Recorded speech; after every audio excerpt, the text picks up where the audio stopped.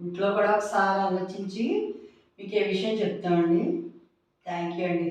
ఎవరు so much. ఎవరిని అడిగి చెప్తారు ఈవిడ? ఏంటి మాట్లాడుతున్నారు?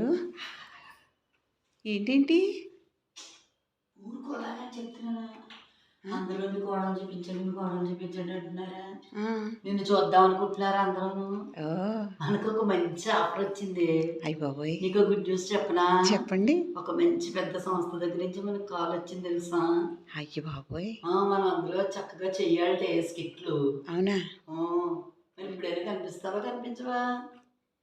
అయితే అప్పుడు అందులో అన్నాడు కదా, రాజన్న వచ్చినాడు. మెరుపుతీగలా కనిపిస్తావా? మరి అలాగైతేనే బాగుంటుందేమో. మరి ఇలా వచ్చేసి మెరుపుతీగలాగా వెళ్ళిపోతావా? ఇంతకీ ఏంటి అత్తయ్య గారు అది? ఏదేది పేరెందుకు, ఒక దాంట్లో మంచిది వచ్చింది ఆఫరు. మనం చేద్దామా వద్దా?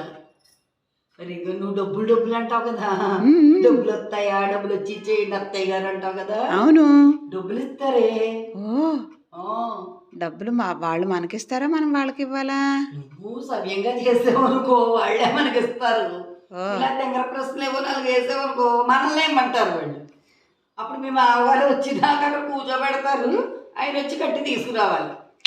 ఊరుకోండి అత్తయ్య గారు, అన్నీ అలాగే చెప్తారు. మరి నిజమే, మరి వాళ్ళు ఇస్తారా మనం ఇస్తారంటే మనం సవ్యంగా చేస్తే ఇస్తారు, అపసవ్యంగా చేస్తే మనమే ఇచ్చి రావాలి. ఇప్పుడు ఏం చేద్దాం, మనం ఇచ్చి రాద్దామా, మనం తెచ్చుకుందామా? సరే, ట్రై చేద్దాం. ట్రై చేస్తావా?